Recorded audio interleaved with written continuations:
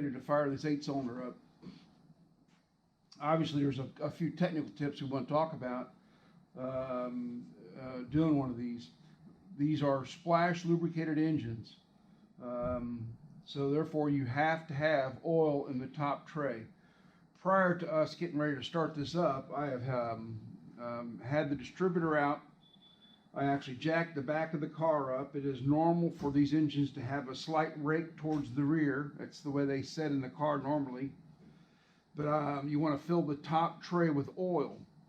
What I've done is jacked the rear of the car up. I removed the distributor and I basically poured all of the oil into the distributor hole, which automatically fills the top tray completely full of oil. Anything that is over that, it just runs over and it goes to the bottom pan, which is basically its reservoir. So with that said, we've taken number 1 spark plug out. We've taken this out already. Actually brought it up on top dead center to where it's ready to fire. As discussed, I've had the distributor out of it. On an 8-cylinder engine, the firing order is 16258374. So it's in a clockwise rotation. So when I got ready to put the distributor back in, I made sure I put it in the correct position, re-verified my timing. Now, something that this is kind of important. It's not uncommon for the head to leak a little bit on one of these. Of course, it's a flat head. It's kind of the nature of the beast. Something that I found that has been very helpful and a great tip, and that is that currently there's no coolant in this engine at all.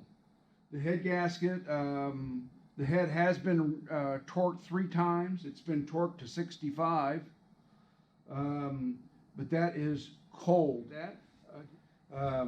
Our timing, actually I found it's another little tech tip, and that is I actually put the index on the distributor.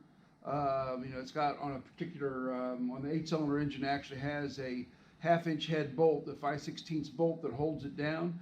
I actually hold it and put it in the center position, so that way the index has got the same amount one way as it does the other.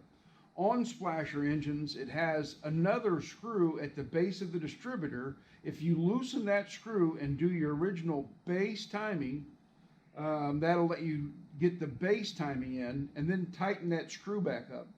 Right now it's just snug, so I'll be able to, when it fires up here, we'll be able to move the timing around a little bit, but our index is still bolted down solid, and so is the distributor still bolted solid. It does move. So with that said, we've talked about having no coolant in the engine.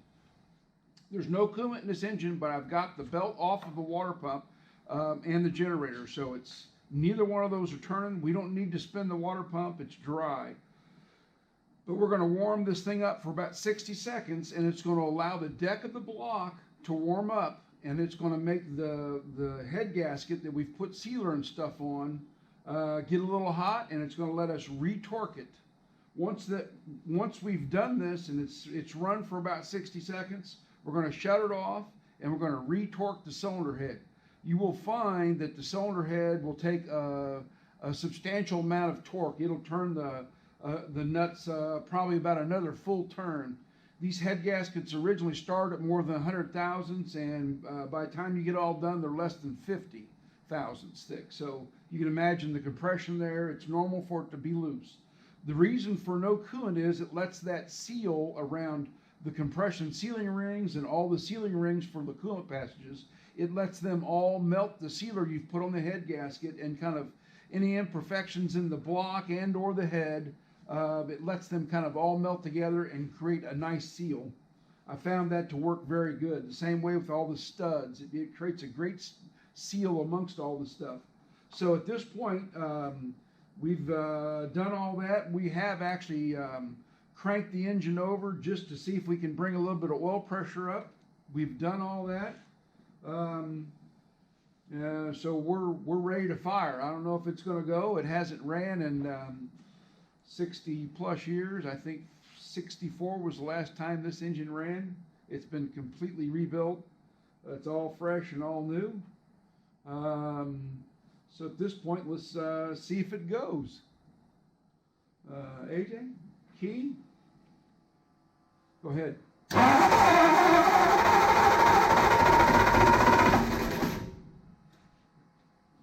Go ahead.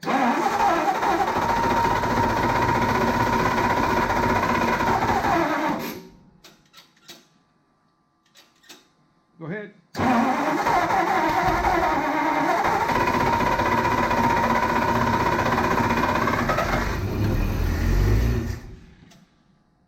Go ahead. Go ahead.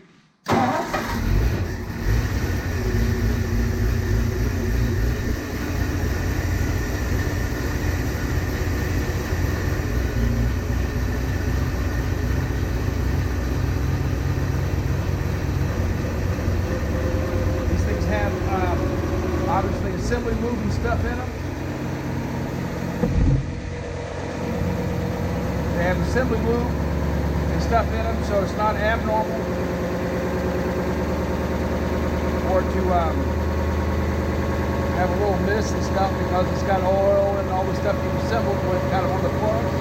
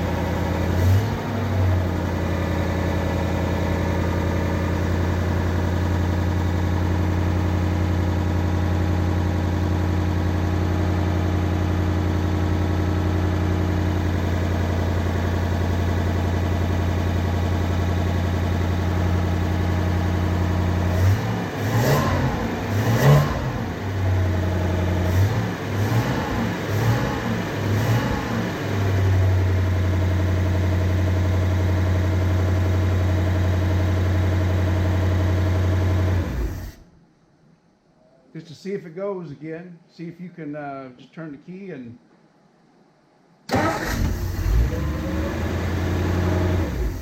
so we're going to retorque the head, and you probably see how much it turns now. It's set at 50 currently. You can see that's moving a substantial lot. I set these at 65. So we're starting back at 50.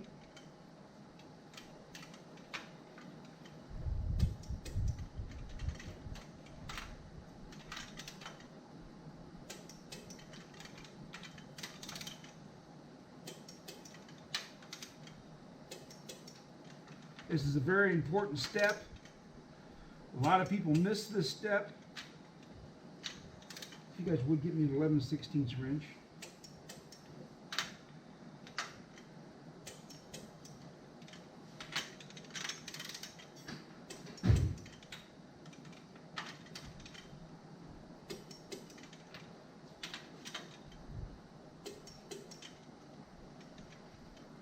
And like I said, I had torqued these to 65.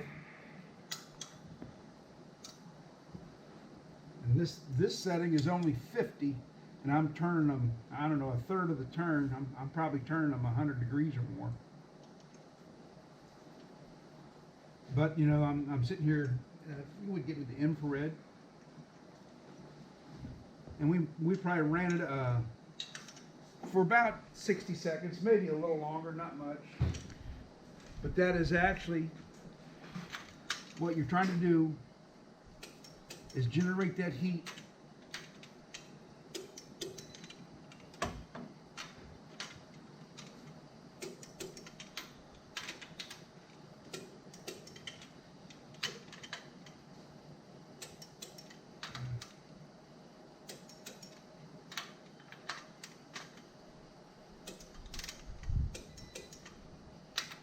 What's the temp? 3.8. I I need a long, not long, I need a 3-inch extension.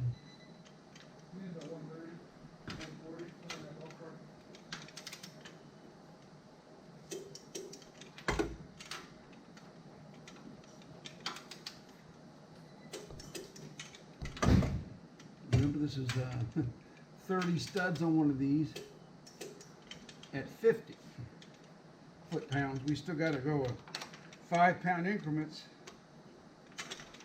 Okay, so now there's 50.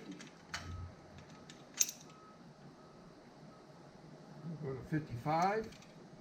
Tell you what, since we've done this, let's go to 60.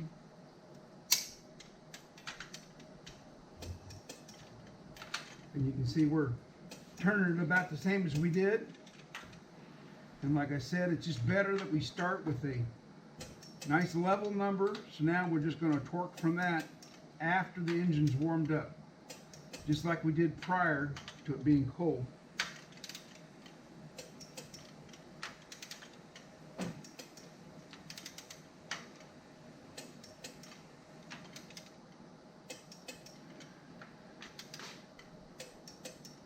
I can't stress enough that flathead, doesn't matter what kind you're building, obviously the head gasket is a very important feature.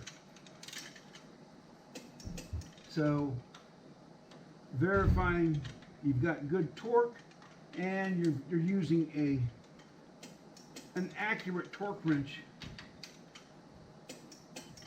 is very important.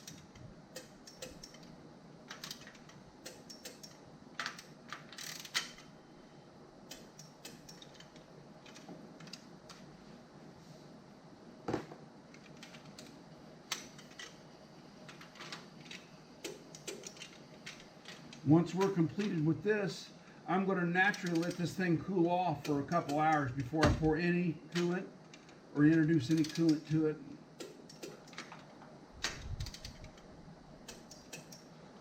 There's 60. As you can see, that it's a lot of work, but this is absolutely a must. I told you that it's imperative that this gets done proper.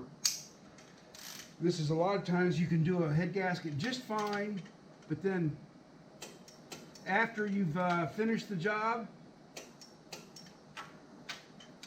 the car, you want to get it all running like we just did. A lot of times we forget to actually go and retorque the head.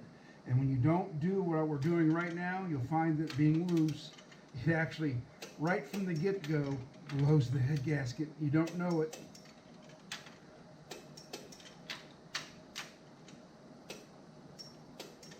We're at 65 right now.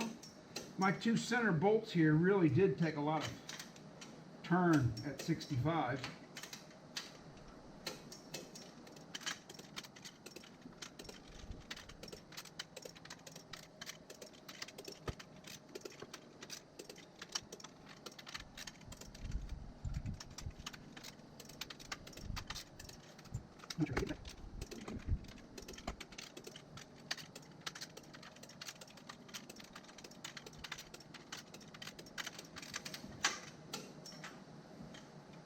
And yes, it is a lot of work to go back and retorque these, but again, I cannot stress the importance of going back and doing this.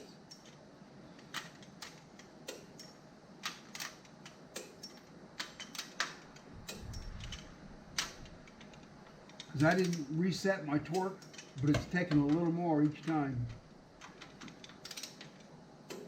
And after we put coolant in this and run it for 15 or 20 minutes, I'll go back and shut it off again and retorque again. Yes, it's time consuming, but